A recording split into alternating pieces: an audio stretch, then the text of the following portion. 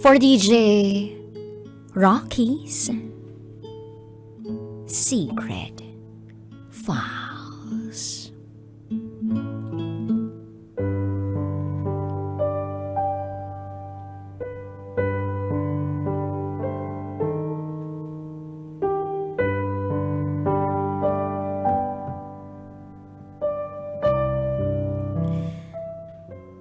Lahat na ng mahal ko sa buhay, ang alam lang nila ay isumbat at ipakita sa akin na wala akong ginawang tama.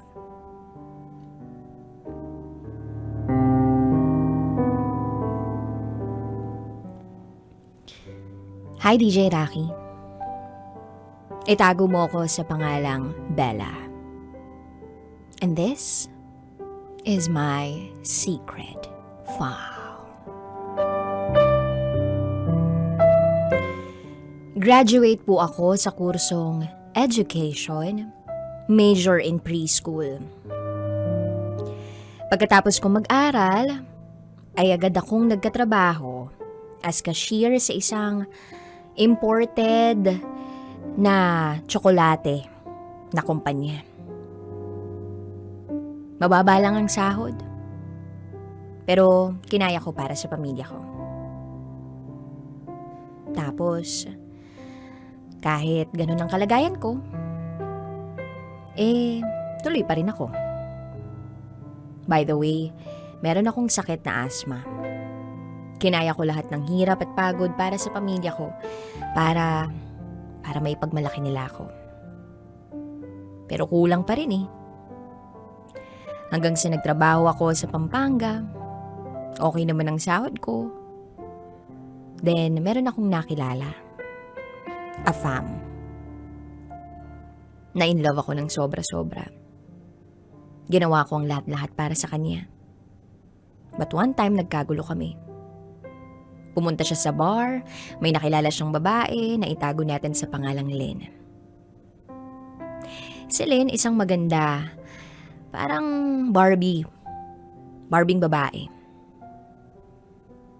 Pero sabi ni Afam, ako lang daw yung mahal niya. Naniwala ako sa kanya. Siguro dahil mahal na mahal ko siya. Kaya ayun, ginawa ko ang lahat para sa kanya. Pero yung lahat pala na yun ay hindi sapat para sa kanya. Lumayas ako sa inuupahan namin. Naganap ako ng apartment na kaya ng bulsa ko. Sa panahong yun, nagpapadala pa rin ako sa pamilya ko. Ginawa ko lahat-lahat para mapasaya ko sila. At maranasan nila ang pangarap kong buhay para sa kanila.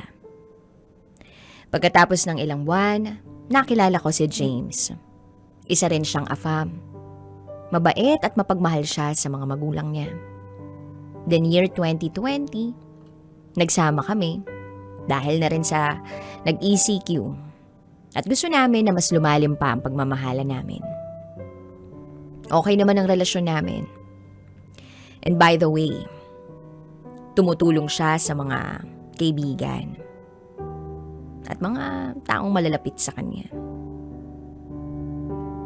Ups and downs ang kwento namin ni James. Lahat natutunan ko sa kanya.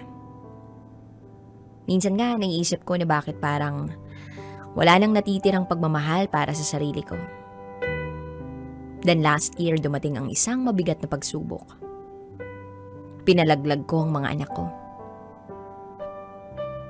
Kambal sila at hindi ko alam. Ang tanga ko? Kasi ang akala ko, pipiliin ako ni James.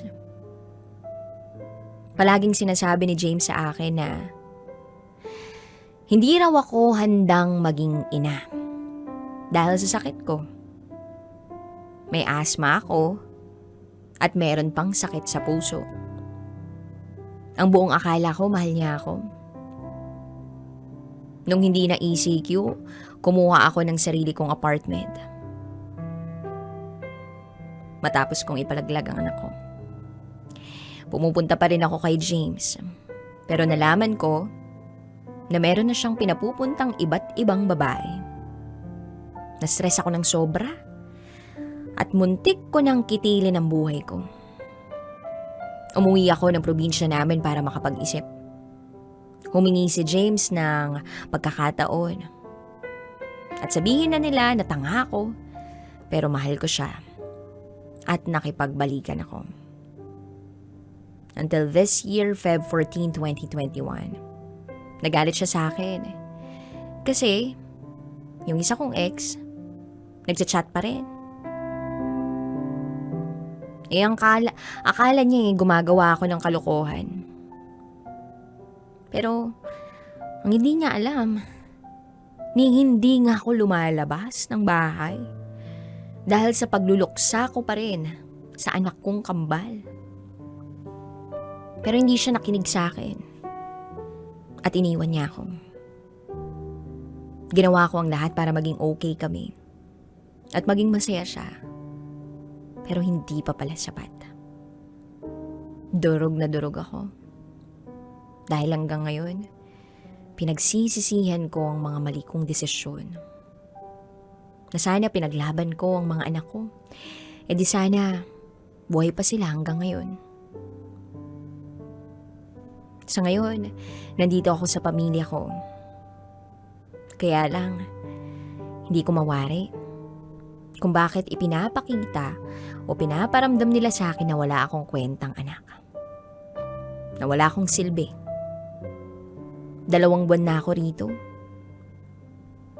Pero, lugmok na lugmok ako. Tulong naman ako ng tulong. Pero parang para sa kanila hindi pa sapat. Ngayong 2 buwan nang hindi ako nagtatrabaho, mas ipinaparamdam nila sa akin na wala akong kwenta. One day, nagkasagutan kami ng nanay ko. Kasi sumagot ako sa kanya. Oo, sumagot ako sa nanay ko dahil sa sabog na ako. Ang sama-sama ng loob ko sa kanila. Ang sama-sama ng loob ko sa mundo. Tapos sabi ng nanay ko, wala kang kwenta. Wala raw akong pakialam sa kanila. Pero ito na nga yung masakit dun eh. Kahit na 2 buwan na akong walang trabaho, ako pa rin ang gumagastos para sa bahay. Siguro nakikita nila nagiinom ako, pero umiinom ako dahil gusto ko kahit papaano mabawasan yung sakit ng nararamdaman ko. Lahat na ng mahal ko sa buhay, ang alam lang nila ay isumbat at ipakita sa akin na wala akong ginawang tama. Minsan naiisip ko na lang, mamatay na lang kaya ako? No? Mamatay na lang kaya ako para kahit papaano wala na silang problema sa akin. Sobrang hirap na ako sa sitwasyon ko ngayon. Siguro dapat talaga magtira tayo ng pagmamahal para sa sarili natin. Huwag nating abusuhin yung mga sarili natin para ipakita sa kanila kung meron talaga tayong nagawa para sa kanila. Sana matuto tayo, no? Matuto tayo sa mga pagkakamali natin. Yung pagpapalaglag ng bata, wag niyong gagawin yan. Yung naging desisyon ko na ipalaglag ang anak ko o mga anak ko para sa taong mahal na mahal ko, hindi pala dapat ganun yun.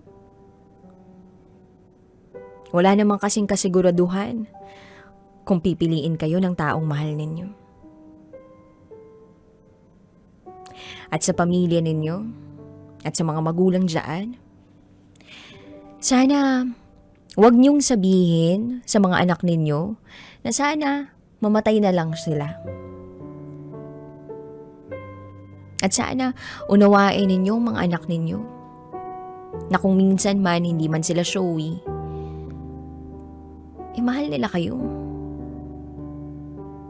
Hindi porket laging nakangiti o nakatawa, wala ng problema. Baka may nililihim sila. para lang hindi kayo mag-alala sa kanila.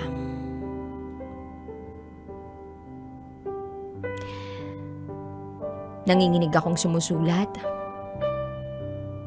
Pero at least, nabawasan yung bigat ng nararamdaman ko. Hanggang dito na lang po. Muli, ako si Bella. At ito, ang aking secret file.